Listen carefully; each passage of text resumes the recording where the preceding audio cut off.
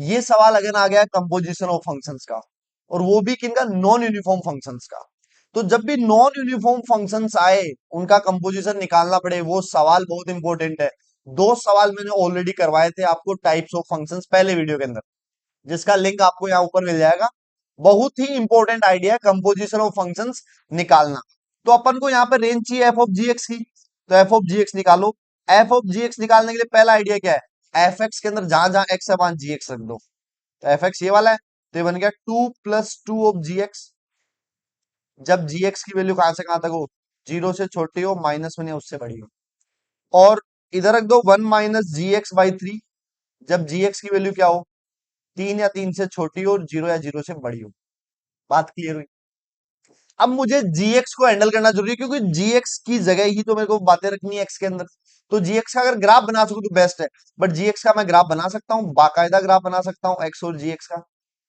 तो जब एक्स की वैल्यू -3 से लेके 0 के बीच है, तब जीएक्स क्या है मेरा, -x। तो इसका ग्राफ कुछ ऐसा हो गया। जब एक्स की वैल्यू -3 है तो आउटपुट में 3 आ गया, और 0 पे 0 है। अगली बार मैं देखू तो अगर 0 से 1 के बीच बात करूं, 0 से 1 में ग्राफ कैसा है, y = x। ये मेरा जीएक्स का ग्राफ हो गया। अब जीएक्स की वैल्यू जब जब नेगेटिव है तब तब ये काम में आएगा, जीएक्स की वैल्यू जब जब 0 से 3 में, तब ये काम आएगा। तो मैं देख रहा हूँ जीएक्स कभी नेगेटिव है ही नहीं, तो ऊपर वाले से तो कुछ नहीं मिलना, फाई। ऊपर वाले से तो मेरे को कुछ नहीं मिलना है, क्योंकि जीएक्स कभी नेगेटिव है ही नहीं, ग्राफ में देख रहे हो आप, जीएक्स पॉजिटिव है। अब जीएक्स की वैल्यू दो तरह से आ रही है, दो अलग अलग फंक्शन से आ रही है। 0 से 1 में अलग फंक्शन है और इधर अलग है, बट वैल्यू तो 0 से 3 के बीच ही आ रही है दोनों बार। तो अगर मैं एक्स की वैल्यू 0 से 1 लू, 0 ओपन आएगा, क्योंकि इस वाले केस में 0 नहीं है, देखो नहीं है ना जीएक्स में, 1, 1 पे क्लोज। इस टाइम पे मेरा जीएक्स है एक्स, बट वैल्यू तो पॉजिटिव थी, मतलब ये वाले पे आएगी बात। तो ये कितना बन गया, 1 - x/3। और जब मेरे जीएक्स की वैल्यू -3 से लेके 0 के बीच है, इस टाइम पे जीएक्स मेरा ये है -x। लेकिन इधर तो वैल्यू तो 0 से 3 में है, तो ये जीएक्स जाएगा। तो ये कहां से कहां तक हो गया, 1 -x तो +x/3। ये मेरा जीएक्स आ गया। तो मैं रेंज देखूं, जब x मेरा 0 से 1 में है, तब मेरी इसकी रेंज कितनी है, 1 माइनस ओपन 0 से 1 / 3 ओपन 0। ये रेंज है मेरी एफ एक्स की। इंटरवल मेथड से निकाल रहा हूं, क्योंकि वेरिएबल एक ही जगह है।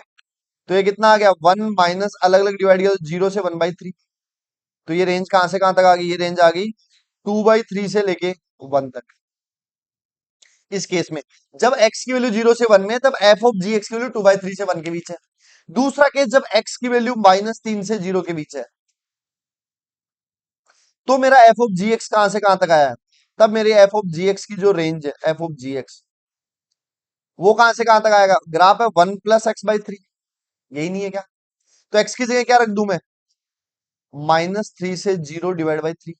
तो ये कहां से कहां तक हो गया, 1 प्लस, ये हो गया 0 से -1 से 0, छोटा पहले आता ना, अलग अलग डिवाइड कर दिया, -3/3 -1।